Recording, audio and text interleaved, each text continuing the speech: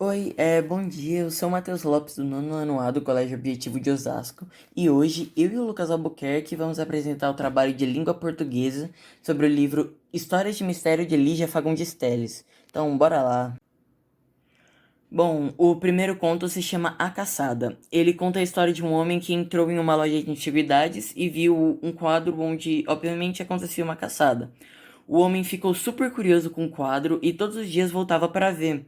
E a cada dia o quadro ia ficando mais nítido. Um dia o caçador estava com a flecha no arco, mas no outro ela já tinha sido disparada. Mas só ele conseguia ver essas mudanças e o homem estava ficando meio maluco, sabe? Tipo, se questionando se estava realmente louco. No dia seguinte, quando o homem estava observando o quadro, ele começou a sentir um cheiro muito forte de pinheiro e de terra e sua cabeça começou a doer. Aí ele começou a cambalear, então ele tentou se agarrar a um armário. Mas ele não tocou no armário e sim em uma árvore. De repente, ele de alguma forma entrou no quadro. E aí ele estava pensando se era a caça ou o caçador.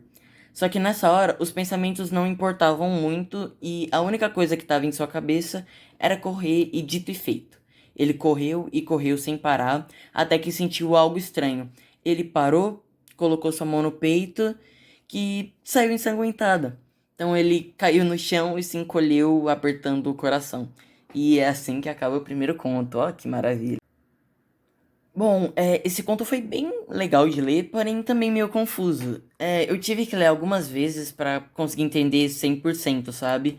Isso também meio que acaba sendo uma característica da autora, que é deixar os mistérios bem subtendidos. Mas isso dá um charme a mais pro livro, e é bem legal isso. O próximo conto é As Formigas, e ele conta a história de duas primas. A narradora, que estuda direito, e a outra é estudante de medicina. Elas alugam um quarto no sótão de uma pensão que não é muito agradável e parece mal assombrada. A dona do lugar é uma senhora que é até comparada com uma bruxa, tadinha. E as primas sobem ao quarto e a narradora até fala que não gostou muito do lugar, mas a outra prima diz que é o que elas podiam pagar e já começa a se arrumar. Até que lá na faxina dela, ela encontra uma caixinha com ossos de anão. A estudante de medicina ficou muito curiosa com essa caixa e a proprietária disse que era do antigo inquilino, que ele só tinha esquecido lá. E ela não quis se desfazer. Aí a prima estudante de medicina ficou muito curiosa porque a anatomia de um anão é bem raro de se achar. Então ela vai meio que montando o esqueleto todos os dias como se fosse um hobby. Bem esquisito por sinal, ela não tinha muito o que fazer. Mas bola pra frente, né? Enfim, a narradora fica enojada com esse hobby da prima montando o esqueleto do anão como se fosse um quebra-cabeça. Bom, bem lúcida por sinal. Até aí tudo bem, mas começaram a acontecer umas coisas meio estranhas de noite. Na primeira, várias e várias formigas começaram a ir em fila em direção à caixa de ossos. E as primas acordaram e só mataram mesmo e ignoraram. Na próxima noite, as formigas apareceram de novo e começaram a simplesmente montar o esqueleto do anão. E as primas ficaram abismadas, mas só mataram elas de novo e voltaram a dormir. Na próxima noite, elas decidiram ficar acordadas para ver o que ia acontecer. Só que a estudante de direito dorme e acaba tendo um sonho não muito legal com um anão. E ela é acordada pela sua prima. E as formigas tinham voltado de novo. E só faltava o crânio para o esqueleto se concluir. As duas só fizeram suas malas e foram embora. Já fora da pensão, elas olham para trás e se sentem observadas pelo vão das janelas e escutam um barulho muito alto que a gente não sabe o que foi e o conto acaba aí. Cara, esse conto tem um suspense muito bom que te prende até o final. E, bom, lembram da característica da autora que eu mencionei? Então, ela se repete aqui nesse conto, só que muito mais forte do que no A Caçada. A gente não sabe o que aconteceu no final, o que abre as portas para a interpretação dos leitores. Tipo, de onde vieram esses ossos, as formigas, como elas conseguem montar o esqueleto e etc. Que meio que abre margem para várias teorias e é isso. Esse conto também é bem legal de ler e eu gostei bastante. O próximo conto é o Natal na Barca, que eu já adianto que é meu favorito. Ele começa em uma noite de Natal, em uma barca, né? Tipo aquelas que atravessam cidades, sabe? Enfim, nessa barca a gente tem três personagens: a narradora e uma mulher que não sabe como foi parar lá, um velho bêbado que só fica dormindo o conto todo e uma mulher que tá com uma criança de colo. A narradora puxa a conversa com essa mulher só pra passar o tempo mesmo. E aí a mulher conta que a criança que tá nos seus braços tá doente e com febre. O médico da cidade dela aconselhou levar o bebê para um médico de uma cidade maior para ver se de repente consegue curar a criança. Então é por isso que a mulher tá na barca.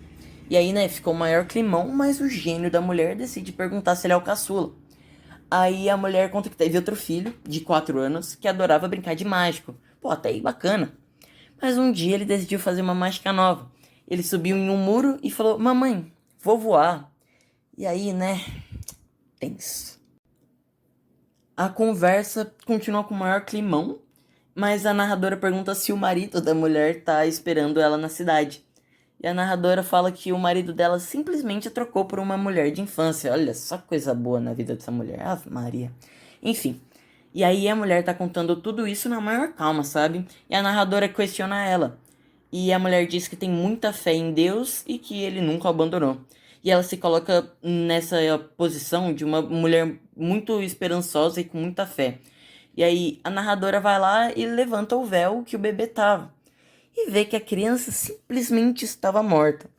E ela fica meio desesperada, né? Quem não ficaria? Mas ela decide não falar nada pra mulher e só fica esperando a barca chegar no destino, porque ela não queria ver a reação da mulher sofrendo de novo, com mais uma desgraça na vida dela. E aí a barca chega e a narradora vai se despedir da mulher. E aí ela vai lá, levanta o véu do menino, e fala: acordou ou dormiu com o meu mano? A criança simplesmente reviveu. E o conto acaba aí. Cara, eu nem sei nem o que falar sobre esse conto. Eu já disse, ele é meu favorito. Ele quebra completamente a sequência dos últimos 2 contos, que tem um baita suspense. Vai, digamos que ação. Não, são frenéticos. Acho que dá pra colocar assim. Mas esse é muito mais relaxante e gostosinho de ler. Tudo é contado em diálogos e os pensamentos da narradora. Enquanto a mulher vai contando sobre a vida dela, a narradora vai meio que comentando sobre o que ela sente, o que dá uma profundidade dos personagens. Eu achei isso muito maneiro. Esse conto meio que também deixa o que rolou no final pra gente interpretar. Mas pra mim foi um verdadeiro milagre de Natal. Esse conto é maravilhoso. E é isso. Agora os próximos contos são com você, Bubu. O próximo conto será o Jardim Selvagem. Jardim Selvagem tem uma narradora adulta, uma adolescente de cerca de 15 anos que vive com a sua tia Pombinha, uma mulher sem vaidades e totalmente devotada à família, em especial ao irmão caçula Ed, que ela ajudou a educar após a morte de sua mãe. Esse irmão casa-se em apenas uma das mães e que foge aos padrões de conduta da época, pois é emancipado e faz o que quer, sem o preocupar com a opinião alheia. Após alguns meses do casamento, Edio, acometido por uma súbita doença e acaba se suicidando. O leitor, através da visão de Menina Ducha, é levado a se interrogar sobre a participação de Daniela nessa morte. O próximo conto será de Lua Crescente de Amsterdã. Esse conto se passa na bela cidade de Amsterdã. Lá acompanhamos o drama de um casal aventureiro e a fuga de uma pequena menina holandesa. Em 2 momentos da narrativa, a jornada desses personagens se cruzam. O casal vive um momento dramático e eles descobrem juntos que o amor entre eles já não existe mais. Esse é um assunto que guia praticamente todo o diálogo entre os dois durante todo o conto. O diálogo é pesado, triste e até cômico em alguns momentos. É interessante perceber a vontade que ambos de seguirem suas aventuras sozinhos, mas permanecem juntos no jardim que serve de seminário para essa discussão. A menina é um personagem misterioso, de certa forma ela é quem desencadeia essa reflexão entre o casal e ela é quem encerra também essa história.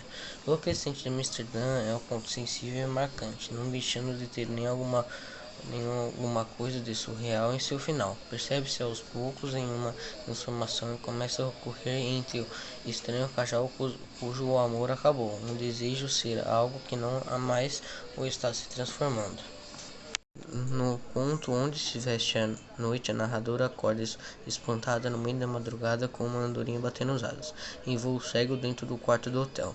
O passarinho sem rumo não encontra a janela que a narradora abriu que ela fuja. Fala para ela ir embora e fica tão angustiada quanto ele tentando voar perdido no quarto. Em dado momento, a andorinha pousa na madeira dos pés da cama, pousou, ficou assim de frente, encarando com as asas um pouco deslocadas do corpo e com o bico entreaberto ofertante. Eis que mais tarde ela vem a saber que a escritora Clarice Lispector havia morrido. A andorinha que entrou na madrugada no quarto para visitá-la, no final ficou um momento muda e abraçou a mocinha e já sabia disso antes de entrar na sala, e ela já sabia.